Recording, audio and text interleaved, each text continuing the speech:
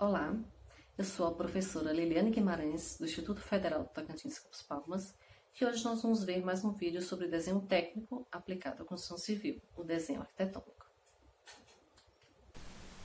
Olá pessoal, eu resolvi fazer esse texto complementar com um conteúdo que eu considero importante para o entendimento, principalmente dos cortes, na representação de projetos de arquitetura. E é um elemento da construção que traz muitas dúvidas aos alunos, as coberturas.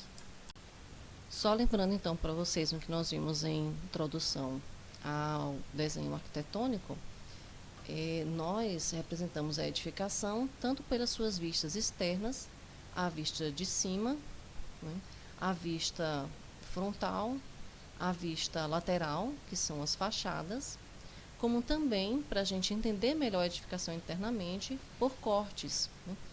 Esses cortes eles podem ser cortes horizontais, para quando a gente olhar a edificação de cima, a gente ver as paredes internamente, a divisão de ambientes.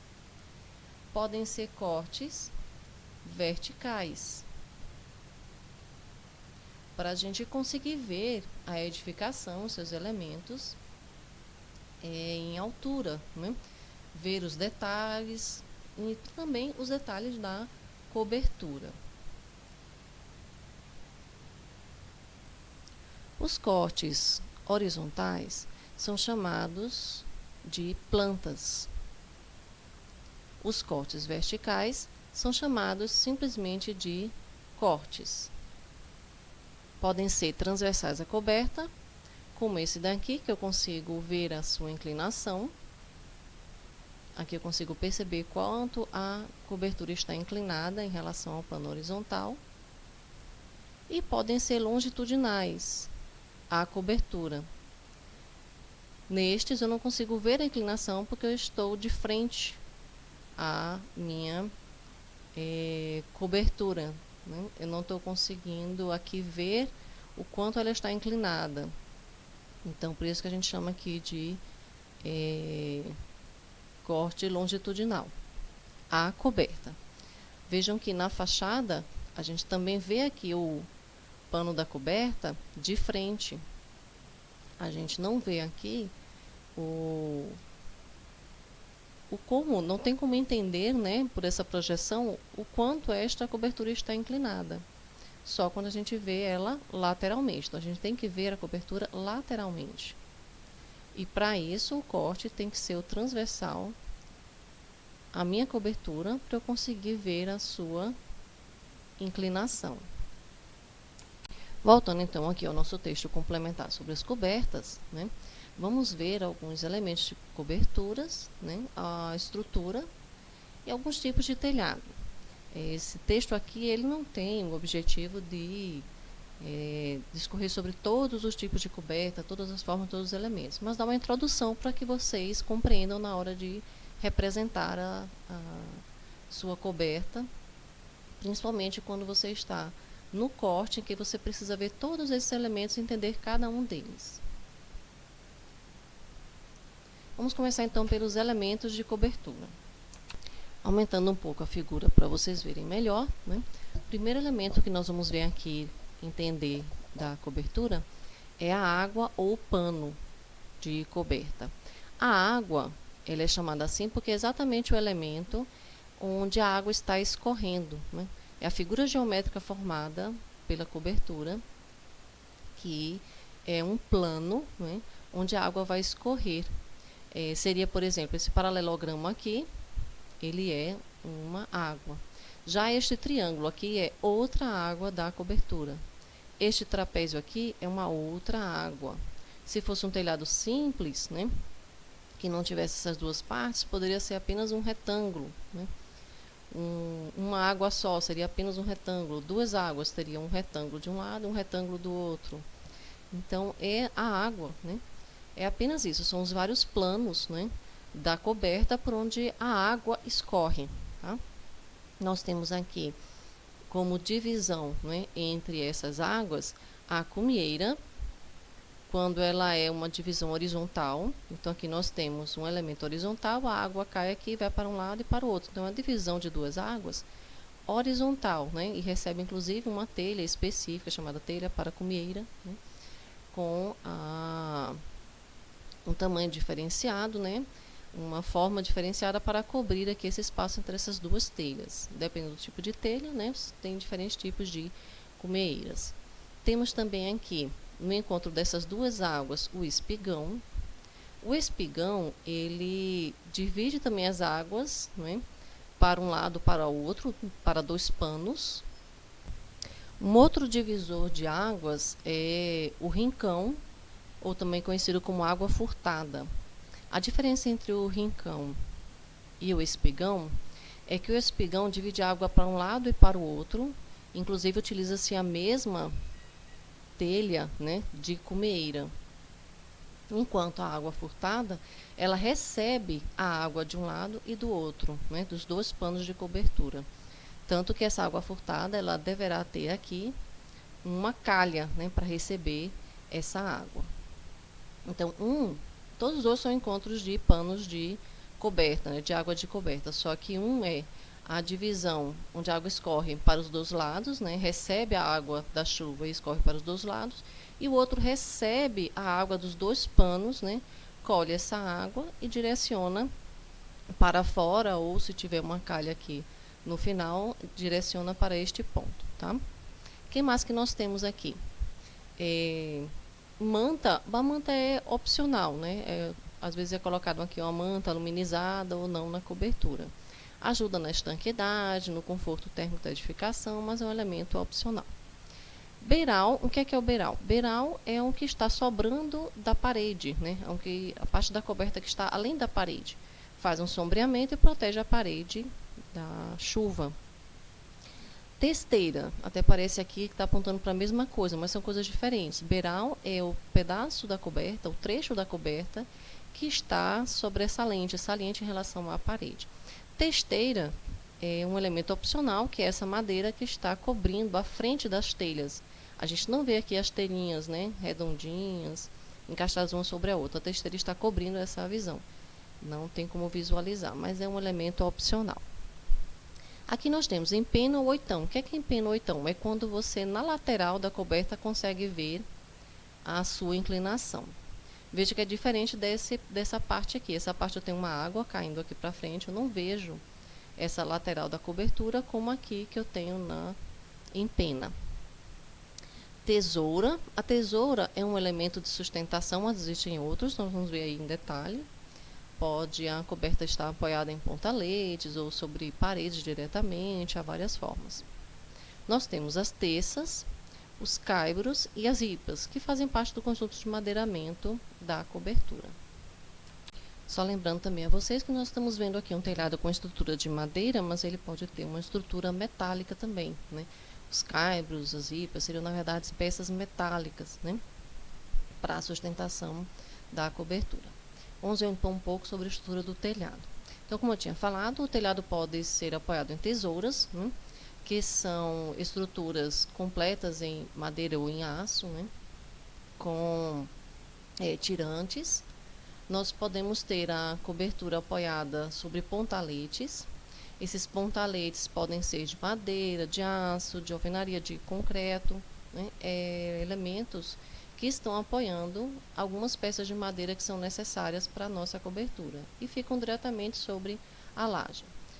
Pode ser também, nós temos a própria parede apoiando várias dessas peças de madeira, as próprias paredes internas da edificação, né, elas sejam elevadas até o ponto da cobertura, ou biapoiadas. Essa peça de madeira aqui, por exemplo, está apoiada numa parede que a gente não está vendo aqui em corte, né? Ela está no início e no final da edificação, e a distância possibilitou isso. Com forro ou sem utilização de forro, né? A gente pode estar visualizando a cobertura ou sem ter qualquer visualização desta cobertura. Eu deixei também aqui nesse material algumas definições, né, sobre elementos que eu já tinha explicado no início, né, tesouras, alguns exemplos. Claro que não pretendo aqui avançar muito sobre o tema, porque vocês vão ver isso em estruturas metálicas, estruturas de madeira. É só para vocês terem uma pequena compreensão do que estão representando. Outras peças do telhado, como as teças, né, que eu passei muito rápido naquele desenho inicial. Então, as teças são as peças que apoiam a trama dos caibros e ripas, né? Toda a estrutura do telhado ela é uma trama ortogonal, né? A teça tem perpendicular ao caibro, né? O caibro é apoiado sobre as teças de forma perpendicular e as ripas perpendicular em relação aos caibros, tá? As teças têm uma dimensão geralmente um pouco maior, né? Pode ser de 12, 15 centímetros de altura, é variável, varia com o peso, né, da sua estrutura. Elas podem ser apoiadas sobre a tesoura, sobre pontalete, sobre as próprias paredes, né? Depende de como foi feita a estrutura do telhado. Os caibros e ripas são peças menores, deixa eu mostrar aqui para vocês, ó, essa imagem mostra bem aqui um pouco embaixo dá para ver a teça, né? Mas dá para ver principalmente aqui os caibros e as ripas. Então as ripas são menores, em torno de 5 centímetros, 1, 2 de altura, 3 vai variando, mas são estreitas realmente. Os caibros são um pouco maiores, né? Podem ter 5 por 5 centímetros ou variado um pouquinho. As teças aqui, ó, tem mais ou menos 10, 12, 15 centímetros de altura, tá? Uma observação que é importante falar aqui para vocês é que em Palmas não costuma se usar muito essas peças aqui, essas ripas, porque elas são muito fininhas, a madeira muito estreita, e pelo fato do nosso clima ter uma variação grande de umidade, uma época com muita chuva, outra época que não tem, né, que é muito seca, a madeira ela sofre diversas dilatações e retrações. E essas peças aqui mais finas muitas vezes se deformam, então é costume aqui usar em Palmas, ao invés dessa peça aqui, uma peça como sendo o caibro. Então, essa peça de ripa fininha passa a ser um caibro, né, de 5 por 5 centímetros, né, 2 por 2 polegadas e por aí vai. Sendo assim, ele fica uma estrutura bem pesada, principalmente se for uma estrutura com telha cerâmica, né. O espaçamento entre essas ripas aqui, ela vai depender do tipo de telha que é utilizada, né. Então, ela é assim, é bem próxima uma da outra. Para a telha cerâmica, que ela é mais curta. Se fosse uma telha de zinco, a telha de fibrocimento, ela seria com um espaço bem maior entre a gente chama de galga, né? Seria um espaço bem maior entre uma ripa e outra. Então, a estrutura fica um pouco mais pesada, né? Com esse caibro no lugar da ripa. E no lugar do caibro, por ser uma estrutura mais pesada, utiliza-se aqui uma peça dessa mesma dimensão aqui da teça, que é comumente chamada de vigota, tá? E é muito comum também aqui em Palmas eles utilizarem essa vigota aqui diretamente sobre a parede que nós temos aqui embaixo, sem usar a teça, o que eu não recomendo, né? Porque o tipo de apoio que ele vai fazer sobre a alvenaria, a não ser que fosse uma viga de concreto, né? Mas sobre a alvenaria ela pode ter uma fissura, né? Nesse ponto aqui onde ela estiver apoiando, tá? O que pode também melhorar na questão da redução do peso da cobertura é que as peças, quando se coloca vigotas no lugar desses caibros, não precisa ter um espaço assim tão curto entre eles. Então, esse caibro para esse, nós teríamos aí 1 metro, 1,20 m, dependendo, né, do tamanho do caibro que se utilizasse aqui no lugar da ripa. Então, a distância aqui ela seria maior, não precisaria de tantas peças. Aqui nós temos muitos caibros, né, porque essa ripa ela não tem uma sustentação com a distância muito grande. Continuando, nós temos aqui algumas definições, né, que a gente já tinha explicado um pouco para vocês, aqui está só detalhado, e vamos entender um pouco agora sobre os tipos de telhado. Normalmente, os tipos de telhado são definidos a partir da quantidade de águas que eles têm. Então, nós temos telhado de 1 água, 2 águas, 3, que nem está exemplificado aqui, 4 águas ou diversas. Aqui tem como ter uma visão melhor de como seriam esses telhados, né? Na vista, não na vista de cima, né, que aqui é a vista superior, mas a vista em perspectiva. Então, nós temos aqui, ó, telhado de 1 água, quando ele tem apenas um pano, né, de coberta. Telhado de 2 águas, quando ele tem 2 panos de coberta. Forma aqui 2 panos retangulares, claro, dependendo da forma da edificação. Telhado de 3 águas, quando você tem aqui, ó, uma terceira ponto onde seria o oitão, né, que aqui nós teríamos a empena ou oitão, passa a ser uma água, né? Com isso a gente acaba criando aqui um espigão, né? Além da cumieira. No telhado de 1 água nós não temos cumieira. No telhado de 2 águas, nós temos aqui a cumieira. No de 3 águas, nós temos cumieira e já temos aqui o nosso espigão. Telhado de 4 águas, nós temos aqui, ó, na outra face, mais uma água, né, e não mais uma empena. Dessa forma aqui, ó, esse telhado de 4 águas, todas as 4 faces acabou não tendo nenhuma empena, tá? Na cobertura. Todas elas você tem uma água caindo externamente. E o telhado de várias águas, né? Que aí podemos ter outras variações, né? Níveis diferentes. Começa a aparecer aqui água furtada ou rincão, e aí começam as coberturas de maior complexidade. Outros exemplos que eu trouxe aqui para vocês, só para vocês não ficarem bitolados a existir só esse tipo aqui de cobertura, tem muita coisa para a gente ver, né? Um exemplo aqui, telhado invertido, alguns chamam também de telhado borboleta. Quando você tem 2 águas, né, e as 2 águas elas são invertidas de forma que você tem uma calha na parte central. Veja que aqui ficou um projeto bem interessante, né, onde ele explorou a estética, né, desse telhado invertido. Então, é uma forma, né, de você estar trabalhando com a cobertura, né, e tirar partido dela na sua edificação. Muitas vezes esse telhado invertido aqui é utilizado com a calha central em telhados escondidos, que eu vou explicar agora para vocês o que é. Então, um telhado, ele pode ser também escondido, ou também chamado de embutido, e aparente. O que é isso? Aqui eu tenho exemplos que eu peguei no Instagram, né, desse arquiteto, Barros Arquitetura, desse escritório. Eu achei bem interessante, porque é a mesma residência com um telhado embutido e um telhado aparente. Esse telhado embutido aqui, ele tem uma platibanda que esconde, eu não consigo ver aqui o tipo de telha, a inclinação, nada. Já aqui no aparente, eu vejo a borda do meu telhado. Né? Algumas vezes tem uma testeira, como nesse aqui, né, que está cobrindo a frente da telha, mas eu vejo a inclinação, eu vejo as águas da cobertura, né? Então, esse é um telhado aparente. Esse telhado embutido, ele pode ter beiral, como esse caso aqui, né, e neste, mas pode também ser sem um beiral. O que é muito comum a gente ver nos edifícios, né? Os edifícios, eles têm na sua parte superior, parece uma caixa, né, um caixote, e o telhado está ali escondido, embutido. Então, explicando para vocês o que é a platibanda. A platibanda é esse elemento que nós falamos aqui, que acaba por esconder a sua cobertura, né, no telhado embutido. É como se fosse uma parede. Vou mostrar aqui o desenho para vocês entenderem melhor. Então, uma parede que tem uma determinada altura em relação à laje, né, da cobertura, e ela esconde, né, todos os elementos de coberta, todas as águas. Essa parede, geralmente ela tem uma pingadeira na parte superior, não é sempre, né, mas é recomendado que tenha, para não ter um escoamento da água aqui, estragando inclusive a pintura. Mas algumas vezes a gente não identifica essa pingadeira em alguns usos, tá? Mas ela pode ser uma parede de alvenaria que você levanta diretamente sobre a laje, alinhado com a parede, né, sem beiral algum. Ela pode ser também uma parede que é levada aqui sobre a laje que tenha um beiral.